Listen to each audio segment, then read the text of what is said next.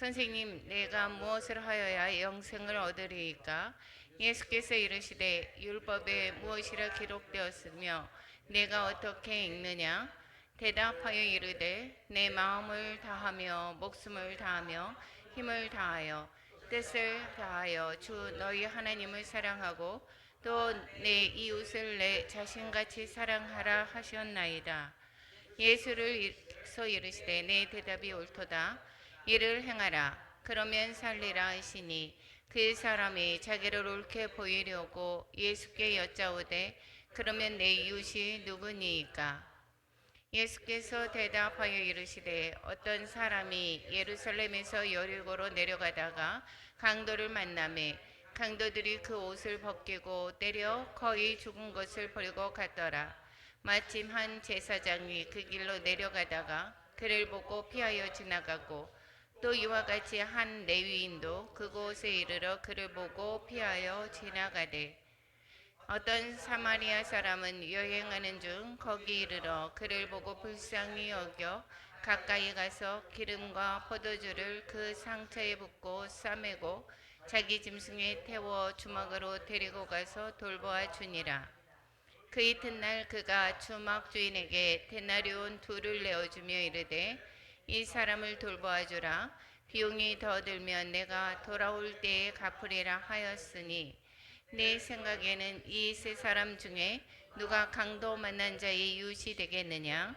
이르시되 잘비를 베푼 자이니이다. 예수께서 이르시되 가서 너도 이와 같이 하라 하시니라. 아멘. 오늘 누가복음 10장 전체 중에서 오늘 25절에서 37절까지만 읽어봤습니다.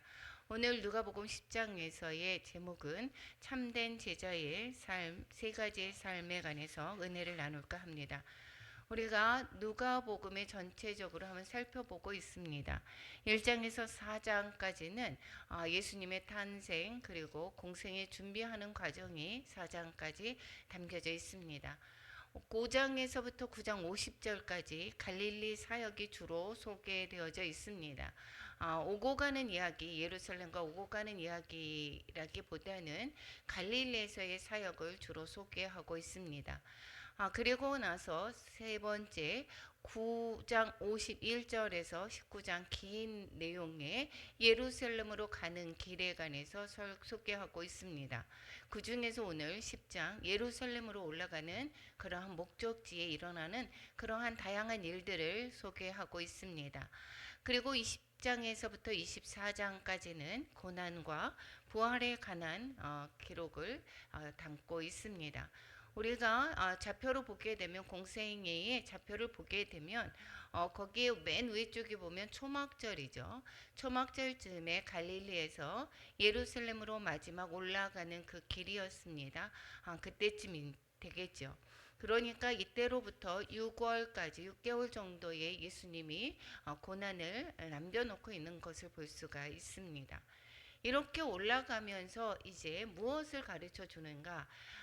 이 예루살렘으로 가는 길, 즉 예수님은 그 예루살렘으로 가는 것은 바로 십자가를 지는 길인 것이고 제자들과 함께 가면서 예수님을 통해서 제자들이 또한 어떻게 걸어가야 되는지를 가르쳐 주고 있는 것을 볼 수가 있습니다.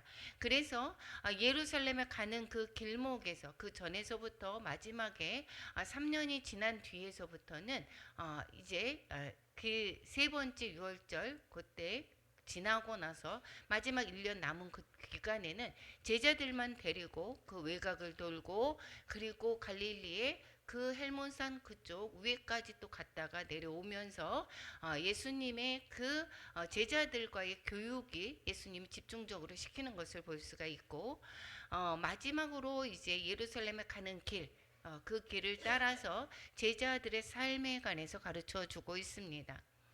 그래서 그 먼저 번에 9장 51절부터의 내용, 올라가는 첫 번째에 사마리아 동네에 갔는데 거기에서 예수님의 일행을 받아주지 않아서 거기에서 일어나는 그러한 소동에 관해서 기록하고 있었습니다.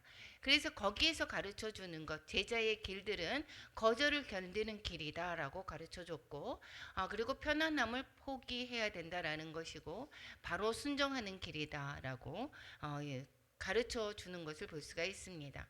그리고 뒤돌아보지 않는 길이다라는 것을 예수님이 제자들을 이렇게 사건을 통해서 가르쳐 주는 것을 볼 수가 있습니다.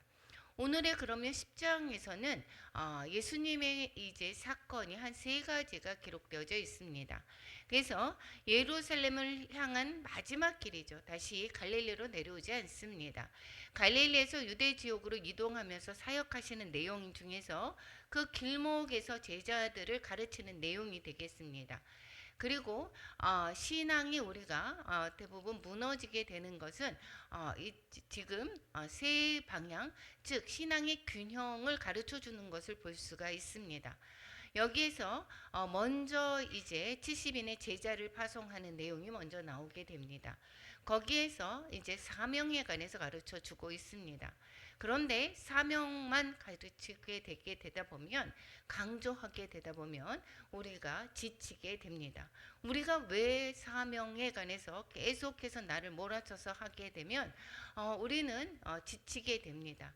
그러면 사명 전에 그 무엇이 있어야 되는가? 사랑이 있어야 되는 것입니다. 그런데 사랑만 강조하다가 보면 방향을 잃어버릴 수가 있습니다. 내가 왜 사랑을 해야 되는지 이것을 분명히 알아야 된다라는 것입니다. 그리고 마르다와 마리아 이야기를 통해서 관계에 관해서 이야기를 하고 있습니다. 이 관계에 관해서 가르쳐 주는 것은 이 관계만 하게 되다 보면 우리가 현실을 놓치게 되는 경우가 있게 되는 것을 볼 수가 있습니다. 그래서 이 10장에서는 이 세 가지를 균형 있게 보여주는 것입니다. 사명은 예수님이 우리를 이웃에게 보냈습니다. 우리가 모든 천하를 다 어떻게 해요? 구원하기를 주님은 바라신다라는 것이고, 거기에 사명을 누구에게 보냈느냐? 나에게 보냈다라는 것입니다. 그래서 우리는 모든 사람이 사명이 있습니다. 그런데 사명을 강조하는 것이 아니라, 사명만 강조하는 것이 아니라 그 밑받침에 사랑이 있어야 되는 것입니다. 그래서 사랑은 그러면 이웃이, 모든 내 주변의 사람들이 다 이웃이고 그 이웃을 사랑해야 된다라는 것을 오늘 가르쳐 줍니다.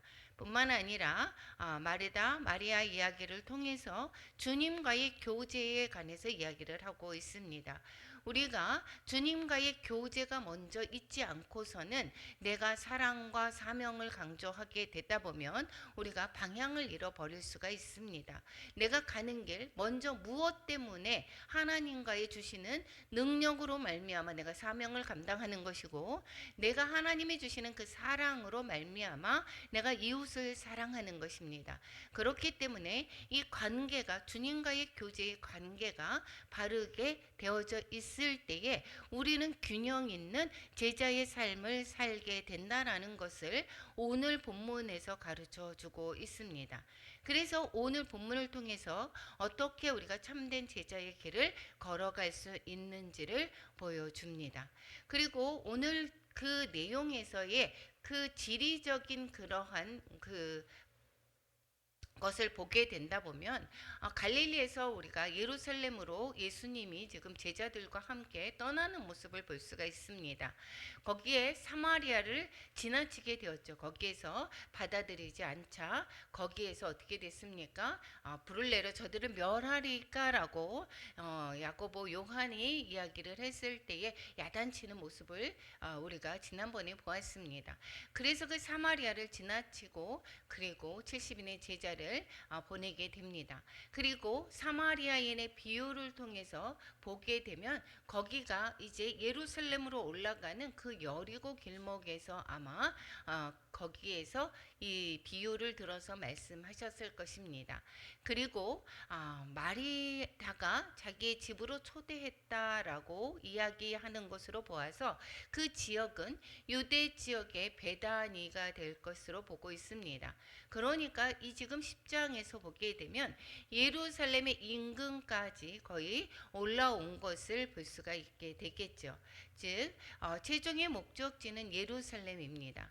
그런데 이 지도를 보게 되다 보면 여기에서의 오른쪽에서 보게 되면 사마리아를 거쳐서 그리고 여리고를 거쳐서 그리고 베다니에까지 오게 되는 것을 볼 수가 있습니다.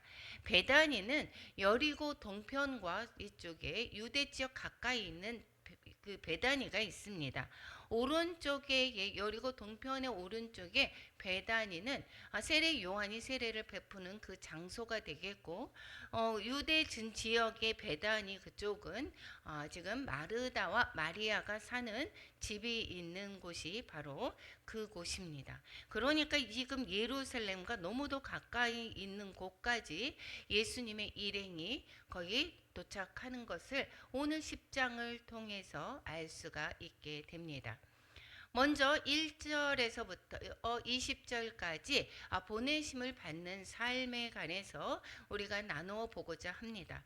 즉 바로 우리는 사명을 받은 자라는 것입니다. 여기에서 예수님은 70인을 보내시게 됩니다. 그 후에 즉 사마리아 이 마을에 그 예수님을 받아들이지 않은 그 후에 말하는 것이지요. 70인을 세웠습니다. 70인을 2명씩 이제 보냈다라고 이야기하고 있습니다. 2씩이면 35팀이 되게 되겠죠. 그 팀을 어디로 보냈느냐? 예수님이 친히 가시려고 하는 각 동네와 각 지역으로 보냈다라고 말씀하고 있습니다. 이 70이다라고 하는 것은 세상의 민족의 수, 즉 구약 성령의 열방을 상징하고 있습니다. 그러니까 이 70인을 보냈다라고 하는 것은 7 곱하기 10이면 이 모든 것이 완전수인데 이 이방인을 포함한 모든 세상을 향한 복음을 전파를 시사를 하는 것을 볼 수가 있습니다. 갈릴리 사역과 유대 사역을 통해서 예수님은 유대인만을 위해서 오시지 않았다라는 것을 가르쳐주고 있습니다. 그 둘만의 사역이 한 것이 아니라 외곽 두로와 시돈을 돌아서 데가볼리 지역까지 그리고 또다시 와서 사마리아 땅에 복음을 전하는 내용, 이러한 모든 일들이 이방인을 포함한 모든 세상을 향한 복음 전파에 주님의 관심이 있음을 보여주고 있습니다. 그리고 거기에 시급성과 보편성을 상징하고 있습니다. 이들이 간 것은 부르심이 아닙니다. 부르심보다 부르셨죠. 우리를 모두 다 불렀습니다. 부른 자리에서 그친 것이 아니다라는 것입니다. 보내심이다라는 것을 기억하시기 바랍니다. 우리를 부르셨습니다. 부른 자리에서 거기에서 그치지 않게 하시고 우리는 또다시 또 우리 이웃에게 우리에게 보내지는 사명지로 우리가 보내심을 받은 자라는 것을 기억해야 될 것입니다. 신앙은 교회에서 끝나지 않습니다. 내가 교회의 사람들과의 교제로 끝나는 것이 아닙니다. 우리가 때로는 가정에 보내주고 또 때로는 내 이웃에 보내심을 받은 자이고 내가 또한 보내는 것이 국경을 넘을 수도 있게 되겠습니다. 우리가 보내는 자리, 우리는 어디로 보내든지 이 모든 것이 예수님이 가고자 하는 곳으로, 여기 뭐라고 써 있습니까? 가시려는 각 동네와 이렇게 얘기합니다. 주님이 뜻을 가진 그 자리에 우리를 보내시는 것으로 말씀하시는 것입니다. 예수님은 우리에게만 관심이 있는 것이 아니라 세상 모든 민족이 구원 얻기를 바라고 있습니다. 그래서 우리는 우리의 교회에서 그치는 것이 아니라 세상으로 나아가야 한다라는 것을 가르쳐 주고 있습니다. 그러면서 말씀하시기를 추수할 것이 많다라고 말씀하십니다. 주소할 것은 많되 일꾼이 적다라고 말씀하고 있습니다. 문제가 바로 세상이 아니라 일꾼의 부족이라는 것입니다. 나가 아니래도 할 사람이 되게 많아. 굳이 나까지 나서야 되겠어? 우리 교회 일도 나 아니고 할 사람이 정말 너무도 많아가 아닙니다. 바로 나는 통해서 하나님이 하실 일이 있다라는 것입니다. 일꾼이 부족하다라고 말하고 있습니다. 그러면 나는 일꾼입니까? 나는 구경꾼인 것입니까? 우리가 교회의 작은 일도 합력해서 선을 이루어 가는 것입니다. 우리가 몸이라고 표현을 하고 있죠. 몸도 우리의 각 몸에 열악한 부분도 있고 또 능력이 많은 쪽도 있습니다. 그렇지만 그 모든 것이 합력해서 우리의 삶을 이어가는 것을 볼 수가 있듯이 우리 모든 성도들이 합심해서 우리가 하나님의 나라를 이루어 가는 것입니다. 보내는 자도 있고 보내심을 받은 자도 있고 또한 내가 스스로 정서하고 섬기는 자리 아니면 또한 물질로 섬기는 것, 이 모든 것들이 모두가 우리에는 보내심을 받은 자라는 것을 기억해야 될 것입니다. 그리고 보내면서 주님은 말씀하십니다. 전대나 배낭이나 신발을 가지지 말며 이렇게 말씀하고 있습니다. 아무것도 가지지 말라라고 하는 것은 그것은 바로 하나님만을 신뢰하는 훈련을 하고 있다라는 것입니다. 내가 지금 가진 것이 없어서 내가 돈을 많이 벌게 되면 그때 가서 하나님을 잘 섬길게요 라고 우리는 곳곳 종종 그렇게 말하고 있습니다. 나는 지금 나이가 들어서 할 수 있는 것이 아무것도 없습니다 라고 또 한때로는 이야기하고 있습니다. 이것은 내가 하는 것이 아니라 하나님을 절대적으로 신뢰하는 것을 말하고 있습니다. 우리가 나를 통해서 하나님이 주시는 그 능력으로 말미암아 우리는 하나님이 보내시는 자리에서 거기에서 내가 주님을 증거하는 것입니다. 그래서 이 주님이 말씀하시는 것은 우리가 신뢰하는 것이 바로 돈이 아니고 사람이 아니다라는 것을 말씀하고 있습니다. 우리는 무엇을 신뢰하고 있습니까? 돈을 신뢰하고 있습니까? 하나님을 전적으로 신뢰하고 있습니까? 오늘 본문을 통해서 우리에게 가진 것이 없어서 복음을 전하지 못합니다 라고 하는 소리는 하지를 말아야 될 것을 또한 우리는 배울 수가 있게 되는 것입니다. 가라, 너희를 보내시는 곳으로 주님이 가라라고 말씀하고 있습니다. 전적으로 하나님께서 거기에서 능력을 주신다라는 것입니다. 그리고 거기에 가게 되다 보면 거부하는 것도 사람들도 있고 받아들이는 사람도 있습니다. 그것에 거부하는 것에 우리가 연연해서 거기에서 낙심하지 말라라고 이야기를 하는 것을 볼 수가 있습니다. 거부하는 것은 너희를 거부하는 것이 아니라 나를 저버리는 것이다 라고 말씀하고 있습니다. 예수님을 저버리는 것은 바로 하나님을 저버리는 것이다 라고 또한 말씀하고 있습니다. 그들 저버리는 자는 바로 심판을 받는다라고 예고를 하고 있습니다. 우리가 보내심을 받은 자리에서 내가 전한 복음이 그들에게 들어가지 않는다라고 해서 낙심하는 것이 아니라 우리는 뿌리는 일에 충실하면 되고 열매를 자라게 하고 거두는 것은 하나님이 또한 하실 것입니다. 우리가 그것을 하나님께 맡길 때 우리는 낙심할 필요가 없고 우리를 거둬들이지 않는 것, 우리를 맞이하지 않는 것은 바로 주님을 거부하는 것이기 때문에 그들에게 심판이 임한다라고 말씀하고 있습니다. 받아들이는 자는 기쁨이 임한다라는 것을 또한 가르쳐 주고 있습니다. 내가 사랑하는 사람이 있습니까? 그들이 주님을 맞이하지 않을 때에 심판이 따른다라는 것을 알게 된다라면 우리는 어떠한 방법으로든 우리는 기회만 있다면 우리는 사랑하는 자녀, 우리가 사랑하는 가족들을 구원하기에 힘쓸 것입니다. 우리는 남은 삶들 우리는 때를 얻든지 못 얻든지 주님을 증거하는 일에 최선을 다해야 될 것입니다. 70인이 돌아오면서 기뻐하면서 돌아옵니다. 왜 그렇습니까? 주의 이름이면 귀신들도 우리에게 항복하더이다 이렇게 말하고 있습니다.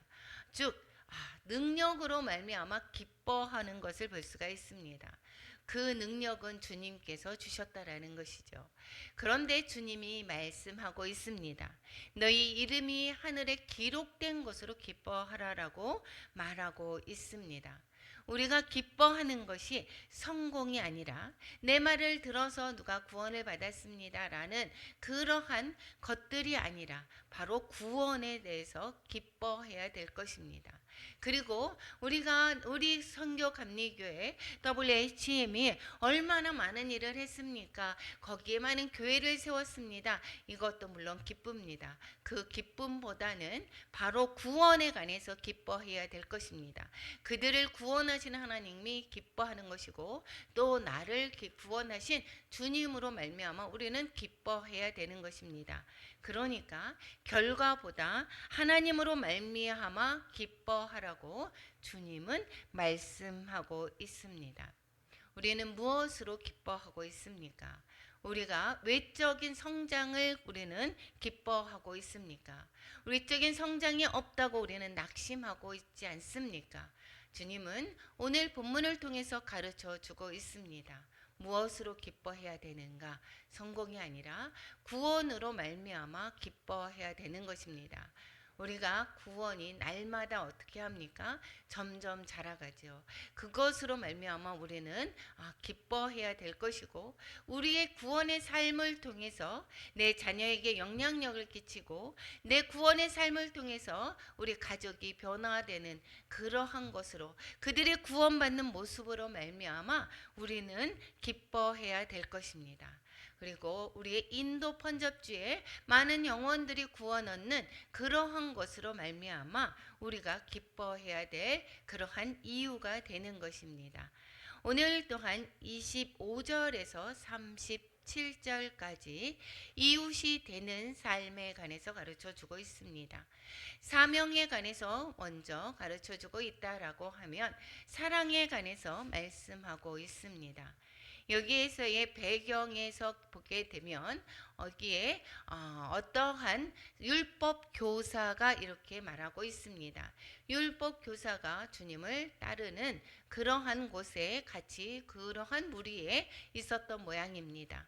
율법 교사가 예수님을 좋은 의도가 아니라 시험하여 이르다 이렇게 말하고 있습니다.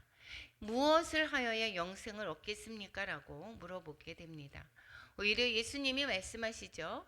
무엇에 율법이 구약에 뭐라고 기록되었느냐라고 했을 때 이 율법 교사답게 내 마음을 다하여 목숨을 다하며 힘을 다하며 뜻을 다하여 주의 너희의 하나님을 사랑하고 또 내 이웃을 내 자신같이 사랑하라고 했다고 잘 대답하고 있습니다.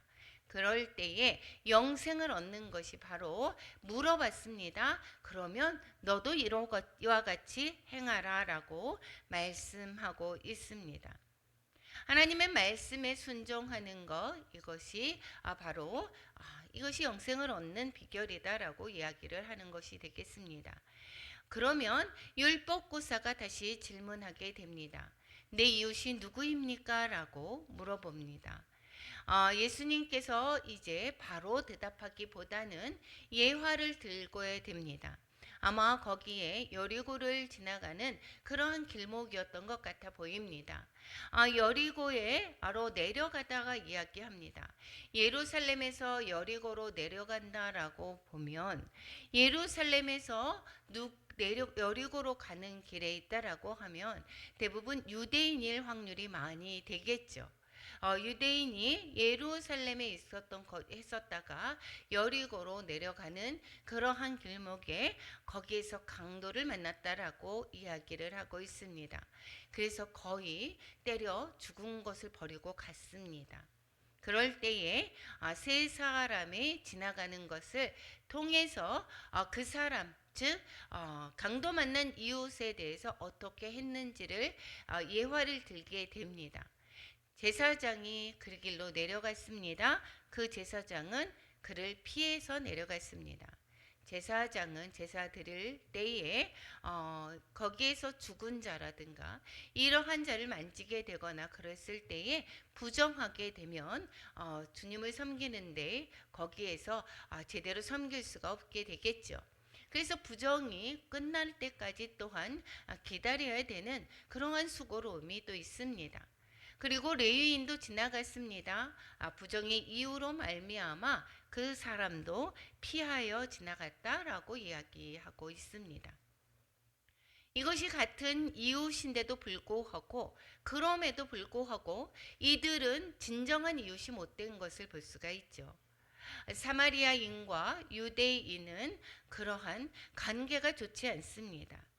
그래서 사마리아 동네에 들어갔을 때에 예수님이 예루살렘으로 가는 것을 보고 그들을 맞이하지 않았다라고 이야기를 했었죠. 그런데 여기 사마리아인은 그가 유대인인지 또 다른 민족인지를 가리지 않고 이 사마리아 사람들은 여행 중에서 그를 보고 불쌍히 여겼다라고 말하고 있습니다. 그리고 기름과 포도주를 상처에 붓고 또 짐승에 태워서 주막으로 가서 돌보아 줬다라고 말하고 있습니다. 여기에서의 세 사람의 반응이 다 각각 달랐습니다. 강도 만난 자 앞에서 제사장은 지나갔고 레위인은 외면했습니다. 사마리아인이 다가가서 돌보아 주었습니다. 이럴 때에 예수님이 말씀하고 있습니다. 내 생각에는 이 세 사람 중에 누가 강도 만난 자의 이웃이 되겠느냐? 이 율법 교사가 말하고 있습니다. 자비를 베푼 자입니다. 그러면 자비를 베푼 자가 바로 내 이웃인 것과 같이 예수님께서 이르시되 가서 너도 이와 같이 하라고 말씀하십니다. 유대인은 각각의 자기의 유대인만을 상종하게 되려 그러한 상종하고 또 사마리아인들을 정말 멸시했었죠. 그런데 주님은 그들 또한 이웃이다라고 가르쳐 주고 있습니다. 이웃의 범위를 우리가 넓혀서 이야기를 하는 것을 볼 수가 있습니다. 그러니까 우리가 국경을 넘어서 인도인이든 북한 사람이든 또한 우리를 또 힘들게 하는 그러한 공산권에 있는 사람이든 그 모두가 우리의 이웃이 되는 것을 가르쳐 주고 있습니다. 교회 안의 사람들만 우리 이웃이 아니다라는 것을 오늘 본문의 말씀을 통해서 가르쳐 주고 있습니다. 그러면 이 이웃은 어떻게 하는가? 이 사마리아인의 사랑을 통해서 우리도 그 이웃에 대해서 어떻게 해야 될지를 가르쳐 주고 있습니다. 다가가야 되겠습니다. 그리고 싸매고 업고 책임지게 됩니다. 사랑은 그러니까 희생이다라는 것입니다. 우리가 굳이 돈을 들여서 왜 인도까지 가게 됩니까? 우리가 우리 교회도 제대로 자립하지 못하는데 우리가 더 크게 더 할 수가 있는데도 불구하고 우리가 어려운 상황 속에 굳이 인도를 가야 되겠습니까? 우리가 이러한 형편 중에 이 작은 교회에서 우리가 다른 곳을 돌보아야 되는 것입니까? 우리가 먼저 잘 되어야 되는 것이 아닙니까? 라고 말하고 있습니다. 그런데 주님은 오늘 본문의 말씀을 통해서 모두가 다 이웃이다라고 이야기를 하고 있습니다. 너도 이와 같이 하라라고 이야기를 하고 있습니다. 내 것을 희생해서 내 건강을 희생해서 내 가진 물질을 희생해서 그들을 사랑하라고 돌보라고 말씀하고 있습니다. 우리가 신앙의 방향 전환을 가르쳐 주고 있습니다. 우리는 내 이웃이 교회 안에서 찾고만 있습니까? 이웃을 찾는 신앙이 아니라 이웃이 되는 신앙이 되어야 되는 것입니다. 저 사람이 나에게 어떻게 했는데 그 사람을 내가 돌봅니까?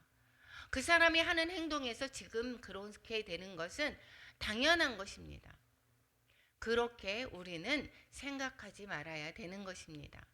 하나님이 그들이 바로 이웃이라고 이야기하고 있고 그들에게 주님이 사랑을 베풀라고 말씀하고 있습니다.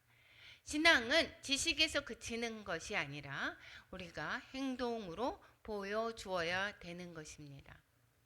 그러면 나는 누구처럼 살고 있습니까? 제사장인가요? 아니면 레위인가요?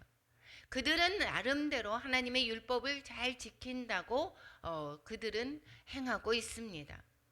모세의 율법을 613가지나 되는 그 율법을 지키기 위해서 그 쓰러진 사람을 그냥 외면했는지 모릅니다.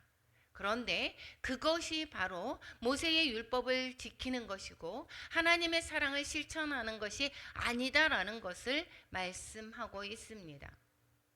우리는 그 제사장과 레위인처럼 지나가는 신앙인인 것입니까? 우리가 주변에 많은 어려움을 당한 사람들을 우리는 많이 듣고는 합니다. 그런데 그들을 외면하고 지나가지는 않습니까? 우리가 다가가고 있는 신앙을 실천하고 있는지 오늘 본문에서 우리를 돌아보게 하는 것입니다. 우리가 바로 제사장은 아닙니까? 우리가 바로 레위인은 아닙니까? 우리가 그렇다라고 하면 선한 사마리아인처럼 우리의 이웃을 돌보는 사람으로 오늘 변화되는 그러한 결단을 해야 될 것입니다. 38절에서부터 42절까지는 주님과 함께하는 삶은 어느 것인지 바로 보여주고 있습니다. 배경은 마르다와 마리아의 이야기입니다. 이 말씀은 유치부부터도 벌써 잘 가르쳐주고 있습니다. 그래서 이 내용을 모르는 사람들이 거의 없을 정도가 되겠죠.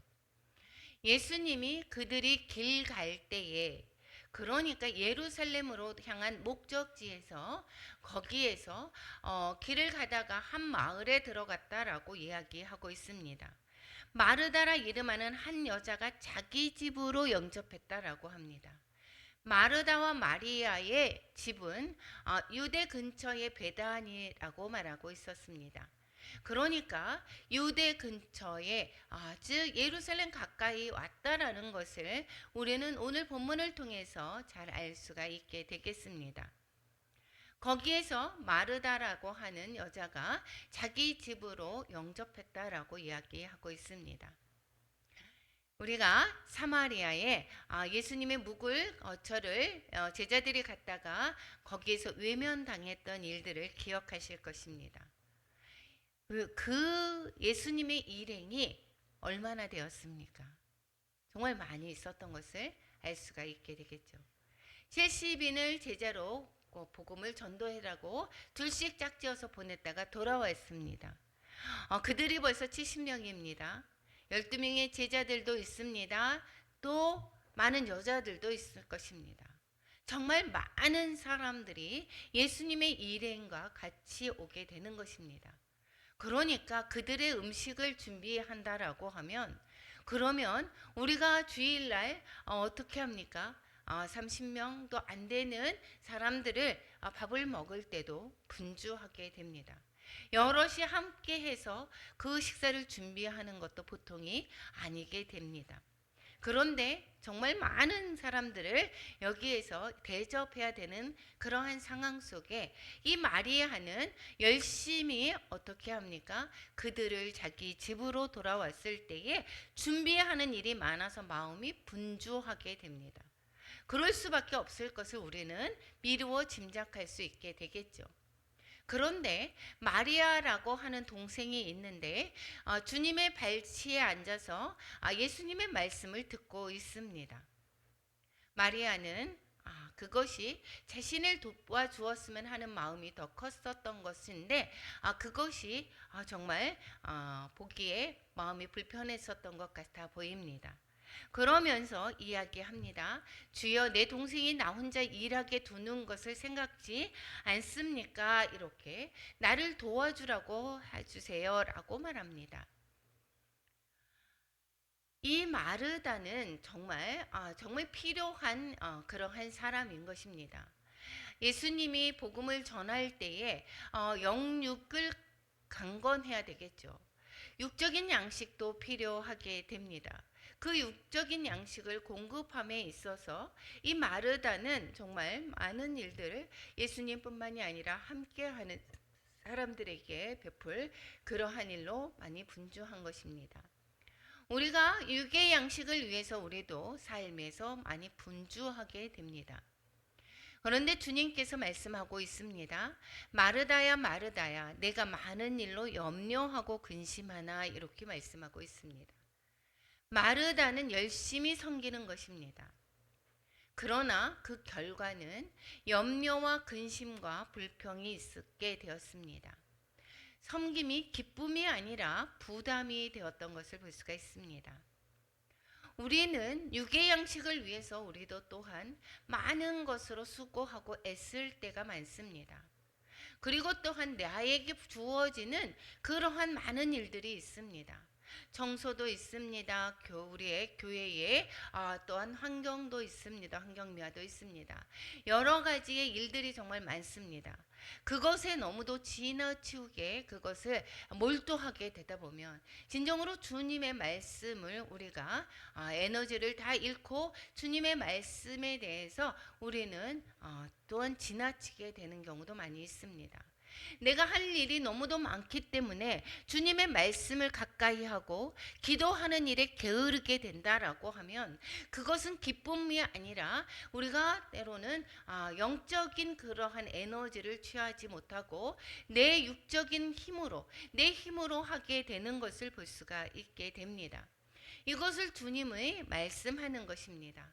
모든 것도 다 좋지만 그렇게 내 힘 넘어서 잘 하려고 애쓰는 것보다 먼저의 우선순위를 가르쳐 주는 것을 볼 수가 있습니다. 그러면서 마리아를 이야기를 하고 있습니다. 마리아가 말씀을 가까이 하는 것을 보았을 때에 이것을 좋은 편이라고 말하고 있습니다. 이것이 주의 발침에 앉아서 그의 말씀을 듣는 것이 좋은 편이라고 말하고 있습니다. 그러면 마르다가 틀렸다라고 하는 것이 아닙니다. 문제는 일의 많고 적음보다 우선순위를 말씀하고 있습니다. 우리가 사명이 있습니다. 내 힘에 겨운 사명으로 말미암아 에너지를 다 잃게 되어서 하나님의 말씀을 내가 더 가까이 하지 못하고 영적인 양식 채우는 일에 내가 게을러지고 오히려 소홀하게 된다라고 하면 오히려 내가 기쁨이 사라지게 되고 내가 사랑이 사라지게 되게 되고 주님이 공급하는 능력이 아니라 내 힘으로 하게 되기 때문에 온전한 기쁨보다는 내가 지치게 되는 것을 볼 수가 있습니다. 그래서 주님은 계속해서 말씀하고 있습니다. 사명보다 그리고 사랑보다 먼저 주님과의 관계가 먼저다라는 것을 가르쳐 주는 것입니다. 우리가 그 순서가 바뀔 때는 그렇게 된다면 우리는 잘못된 길로 가게 되는 것을 볼 수가 있습니다. 우리가 제자의 삶을 살고 있습니다. 사명을 받았습니다. 우리가 사명을 받아서 내가 하는 일에 내가 열심을 다하고 있습니다. 내가 세상에서 열심히 주님을 섬기고 내 가족을 위해서 열심히 일하고 또 내가 주어진 일들을 열심히 하다가 볼 때에 그럴 때에 내가 하나님의 그 영적인 양식의 공급이 거기에서 끊어지게 된다면 오히려 그 사명과 사랑은 그것은 결국은 주님의 능력이 아니라 내 힘으로 하게 되는 것이기 때문에 오히려 주님의 칭찬보다는 오히려 내 신앙의 악영향이 되는 것입니다. 우리는 먼저 무엇을 찾아야 되는가? 주님과의 관계가 먼저 바르게 되고 그 주님과의 관계가 바르게 되었을 때 그 능력을 받아서 그 주님의 사랑으로 이웃을 섬기는 것입니다. 오늘 본문의 10장 말씀에서 제자의 삶을 가르쳐 주고 있습니다. 사명 없는 신앙은 멈추게 되어져 있습니다. 우리는 각자의 받은 사명이 있습니다. 그것이 크고 작은 것이 아니라 내 능력 안에서 하나님이 주어진 것입니다. 어떤 분은 1달란트를 주었을 수도 있고 2달란트, 5달란트 각각 다른 것을 하나님께 받았지만 그것에서 주신 것에서 최선을 다하는 게 바로 우리의 사명의 삶인 것입니다. 그리고 사랑 없는 신앙은 차갑게 됩니다. 우리는 주님이 보내는 곳에 사랑으로 먼저 우리는 섬겨야 되는 것이고, 그리고 그 사명을 감당하기 전에 그 사랑이 밑받침이 되어야 되는 것입니다. 내 사랑이 아니라, 세상의 사랑이 아니라 하나님과의 공급하시는 그 사랑으로 우리가 사명을 감당해야 되는 것이고, 그 안에 그 제일 먼저 하나님과의 관계가 있어야 되는 것을 본문에서 가르쳐주고 있습니다. 관계 없는 신앙은 무너지게 되어져 있습니다. 그러면 우리는 먼저 순서를 보게 된다면 먼저 하나님과의 관계가 바르게 세워져야 되고, 하나님의 사랑으로 이웃에 대한 보내심을 받은 그러한 사명을 잘 감당해야 되는 것입니다. 이 세 가지가 함께 있어야 균형을 이루는 그러한 우리는 제자가 될 수가 있게 되는 것입니다. 오늘 결론에서 가라라고 말씀하고 있습니다. 그리고 가서 너도 이와 같이 하라, 사랑을 베풀라고 말씀하고 있습니다. 그리고 하나님과의 관계에서 좋은 편을 택하라라고 오늘 본문을 내서 가르쳐 주고 있습니다. 우리의 제자된 삶, 오늘 10장에서 누가복음 10장에서 가르쳐 주시는 대로 하나님 과의 관계가 바르게 관계를 갖고 하나님이 주시는 사랑으로 많은 이웃을 섬기며 보내심을 받은 자리에서 최선을 다하는 우리 모두가 되시기를 축원합니다. 우리 기도